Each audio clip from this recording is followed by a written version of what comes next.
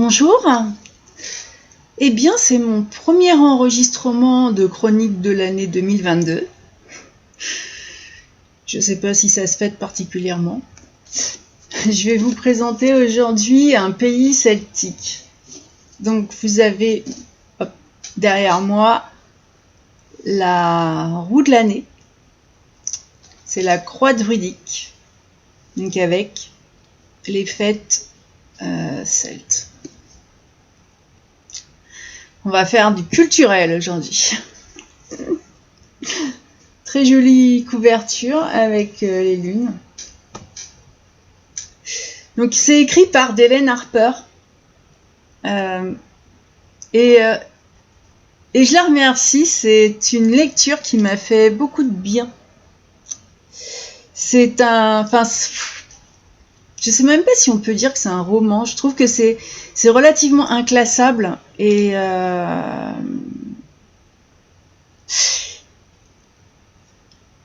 je pense que vous y trouverez ce que vous allez y apporter.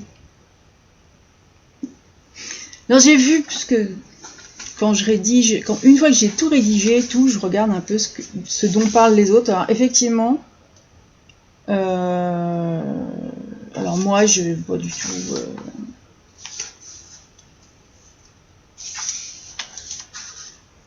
Vous avez la carte. Et parce qu'effectivement, il y a dedans de la musique. Voilà.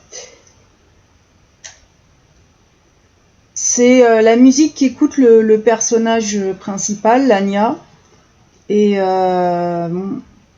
c'est une musique qui devient compagnon de son aventure spirituelle. Et ça m'a pas du tout inspiré. Alors déjà, il y a un QR code. Et moi, j'ai pas du tout de quoi scanner un QR code. Donc c'est pas génial. C'est vrai qu'il faudrait peut-être s'habituer un petit peu à ce que d'autres personnes n'aient pas ce genre de choses. J'avais lu un autre roman qui était musical, mais l'auteur avait composé la musique et du coup j'avais pu aller rechercher. Bon là je l'ai même pas fait parce que je crois que ce que j'ai croisé c'est en plus un style que j'aime pas, donc j'ai lu ce roman avec la musique qui m'inspire moi, voilà. Et je crois d'ailleurs que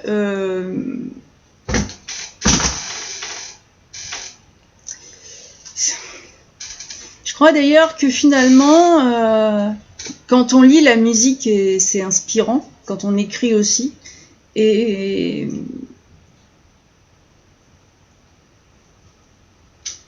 sur un livre comme ça, ouais, finalement, vaut peut-être mieux votre playlist. Mais je sais que ça a plu à pas mal de chroniqueuses.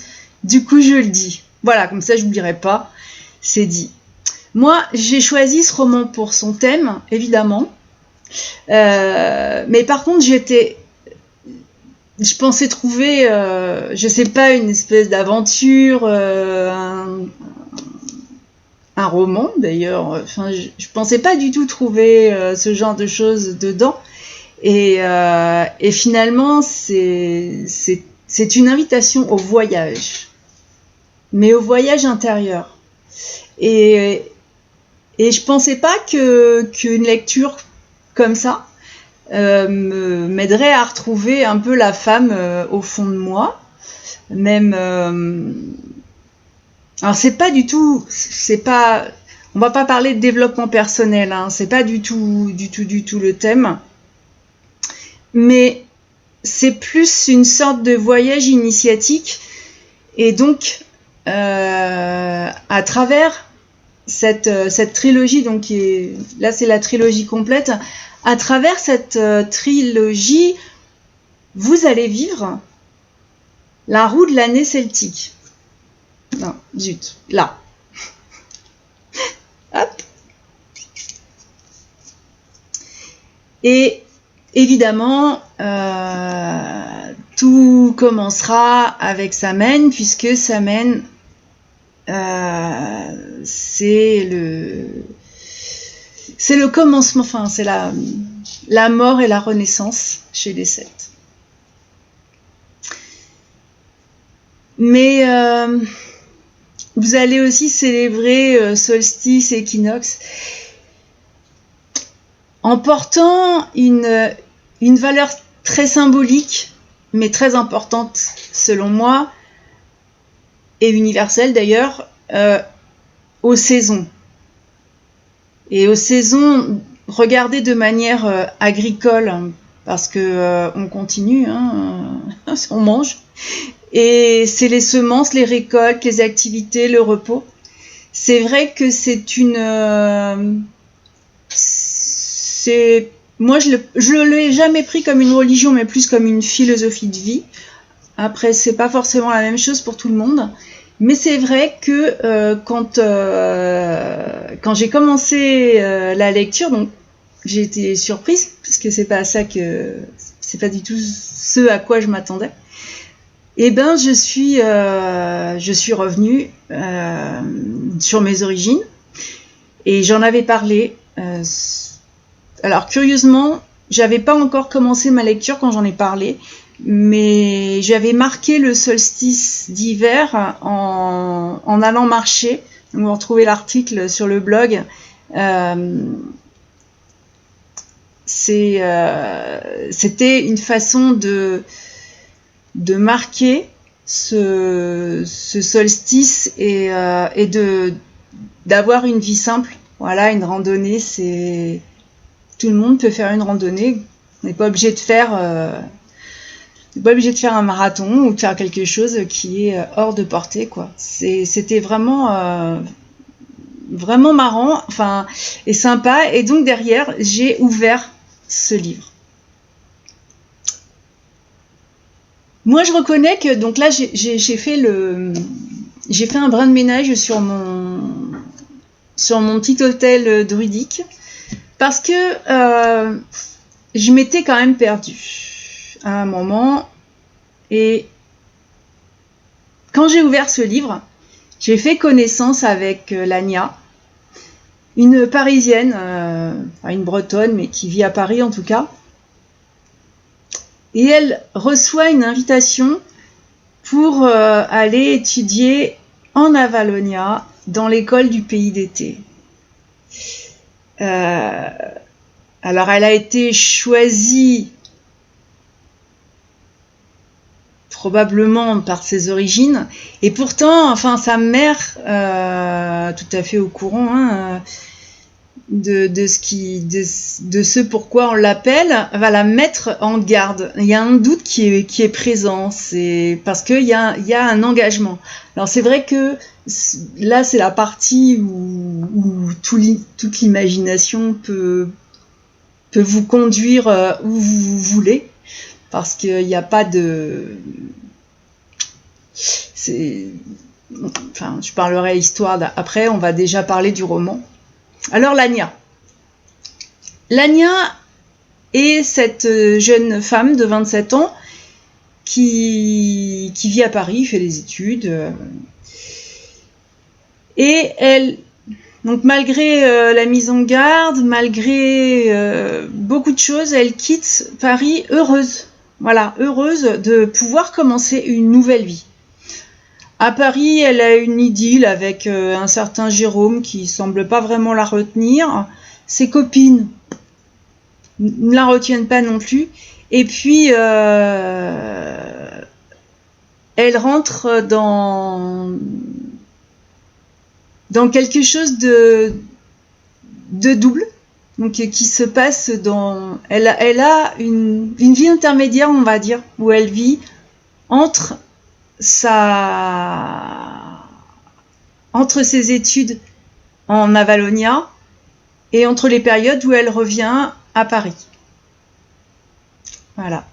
Et dans ces périodes où elle revient à Paris, elle a tout loisir de réfléchir sur ce qu'on lui a enseigné, sur ce qu'elle a vécu. Alors bon, sans surprise avec ce que je vous ai dit avant, ces cours vont commencer avec Samhain, ce qu'on appelle Halloween, mais qui a une origine qui n'est pas du tout... c'est curieux, ce que c'est devenu est curieux d'ailleurs, mais donc elle va commencer avec Samhain et le rituel de Samhain. L'Anya, en Avalonia, elle va, dans l'école du pays, d'été, elle prend ses repères vraiment dans un environnement qui n'a rien à voir. Avalon est un système qui est indépendant, avec ses propres règles.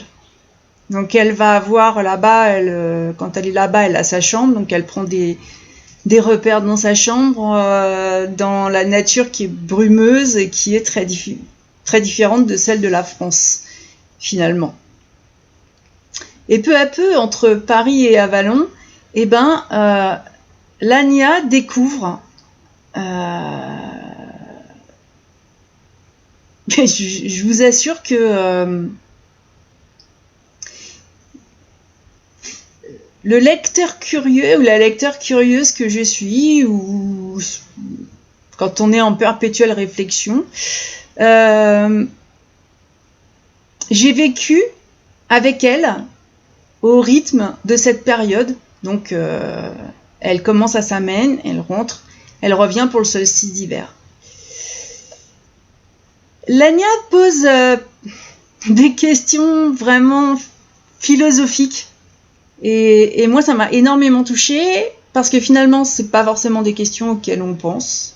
Elle vient de Paris, elle n'a pas une éducation à la base, même si elle est bretonne et qu'elle parle breton, elle n'a pas forcément eu cet apprentissage comme ça. Et elle pose des questions que les autres ne posent pas. Et que du coup, on se pose aussi. Elle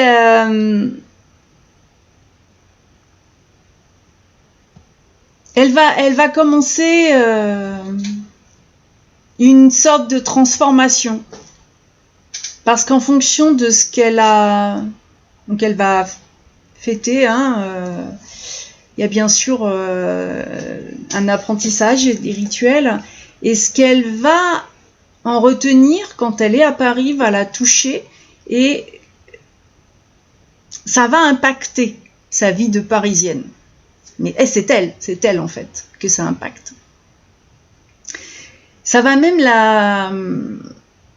la conduire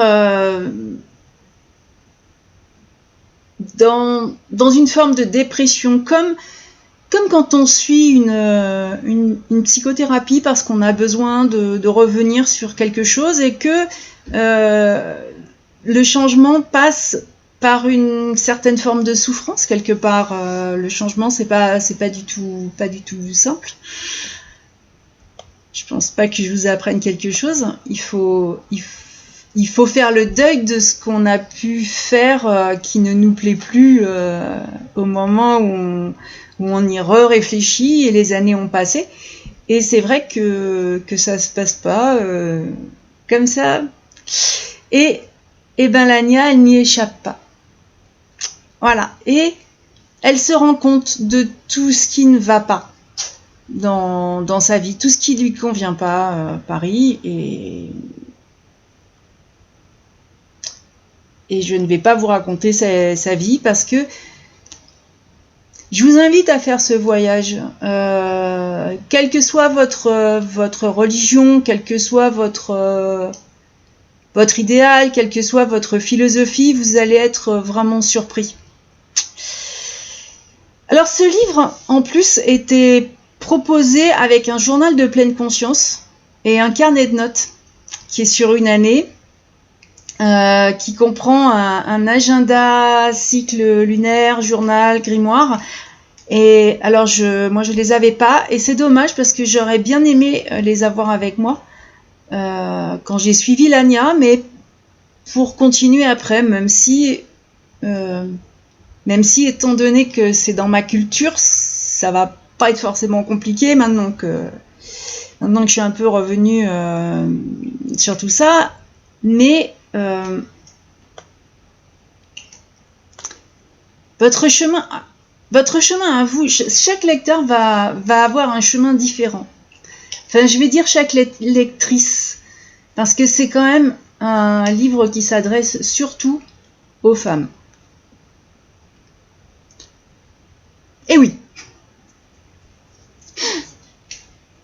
Alors bon, comme j'ai toujours un carnet d'écriture avec moi, j'y ai noté au fil de ma lecture, j'y ai noté mes pensées. C'est très étonnant parce que j'ai pris conscience de mon immobilisme et puis des causes de mon état sans développer. Et du coup, j'étais particulièrement reconnaissante à Delaine Harper pour la profondeur des sentiments qu'elle développe dans ce roman. Et quand j'ai écrit que c'était inclassable, c'est réellement ce que je pense. Parce que, quelles que soient nos croyances, quelle que soit la spiritualité, il y a une chose qu'on peut difficilement relier, c'est que nous sommes des animaux reliés à la terre. Et alors, ce roman n'est pas du tout un petit traité philosophique de la culture celte, je vous rassure, mais par contre, il nous ramène à nos racines. D'ailleurs, je trouve qu'il ne se lit pas, il se vit.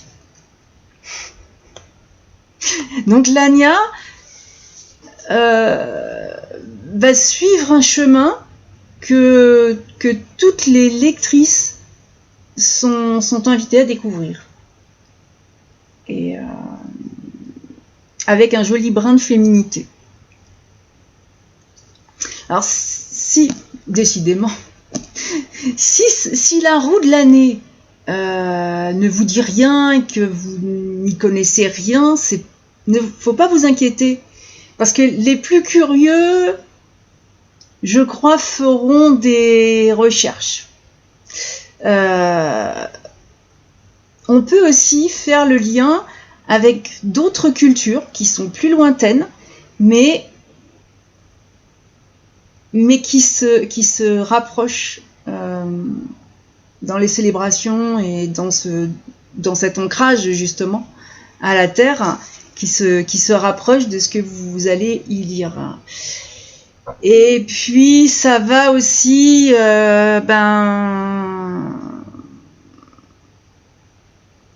vous réconcilier, si vous n'êtes pas déjà, avec votre féminité. Voilà, avec la femme en vous. D'ailleurs, je me suis posé moi une question,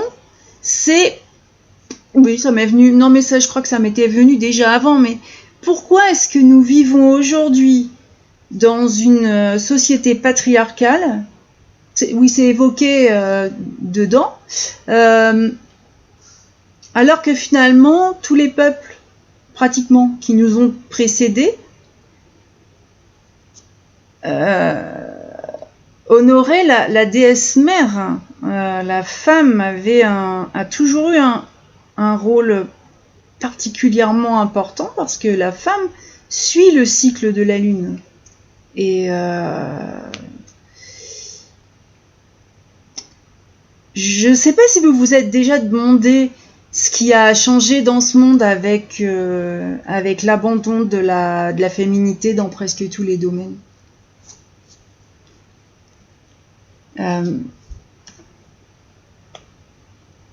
Je pense que j'ai ma réponse, mais que je vous laisse trouver la vôtre. Mais c'est vrai que vous allez célébrer la ronde des saisons et le passage des lunes. Voilà. Lania, elle apprend cette spiritualité celtique et c'est un développement spirituel. Et pour moi aussi, c'est un effort de transmission. parce qu'on on va retrouver une école, du coup avec bien sûr transmission de tout ce qui est rituel, alors qu'effectivement les druides étaient, enfin, ça se passait pas, c'était très, il n'y a pas beaucoup d'écrits parce que c'était une transmission orale. Alors ça a été récupéré parce que finalement on a des écrits d'autres qui ont observé, mais la transmission chez les Celtes était orale, et puis voilà, il fallait suivre, écouter, observer.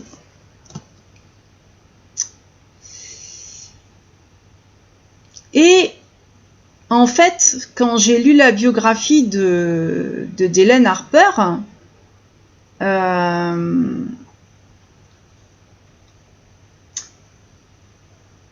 bon, elle est romancière indépendante, hein, donc voilà. Mais elle est archéologue et historienne. Du coup, effectivement, l'archéologie a apporté beaucoup sur ce qu'on sait des Celtes et de leur culture, parce que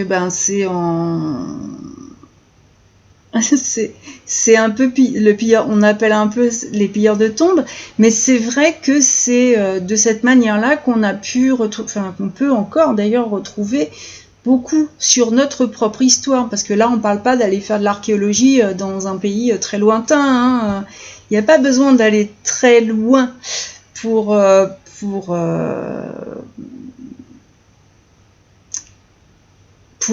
enseigner la tradition des mystères celtiques, quoi, finalement.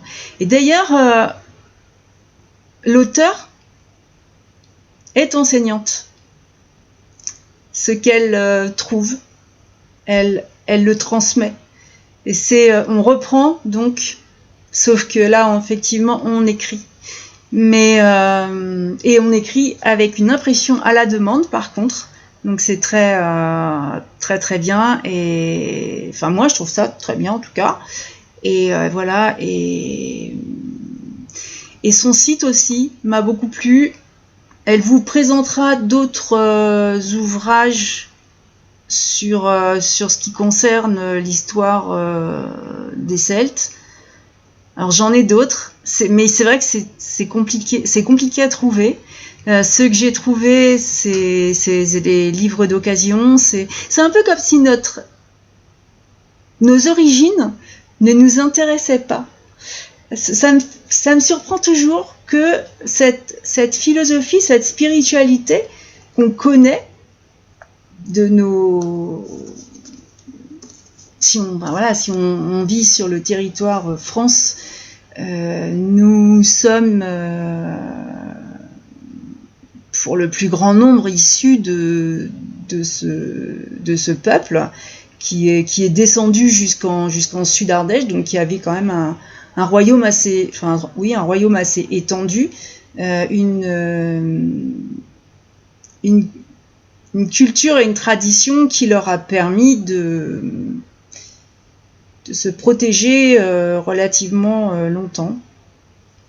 Et d'ailleurs, la preuve, c'est parce qu'ils ont survécu. Malgré tout ce qui s'est passé dans l'histoire, malgré la guerre des Gaules, malgré beaucoup de choses, ils ont survécu. Et vous découvrirez beaucoup...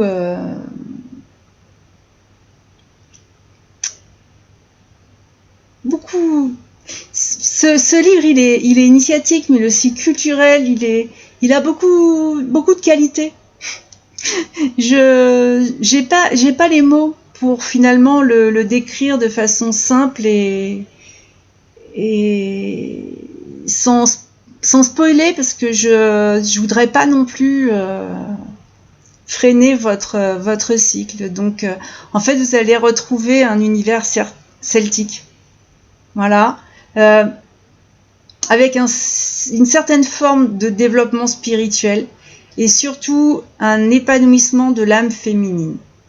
Alors, l'auteur publie en 4 langues, Ce qui fait que même si vous avez parmi vous des non-francophones, vous devriez trouver votre bonheur.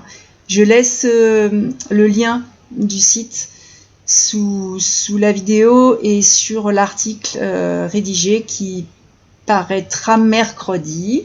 C'est un peu spécial en ce moment. C'est au mois de janvier, je m'étais, je sais pas, préparée pour une hibernation, quelque chose comme ça. J'ai énormément de lectures. Et c'est vrai que c'est une lecture que je recommande à ceux, et à celles surtout, qui se retrouveront, je pense, en Lania, à travers toutes les questions qu'elle se pose. Voilà, mais je vais pas en dire beaucoup plus. C'est rare, hein. Je vous souhaite une bonne année 2022 et puis je vous dis à la prochaine.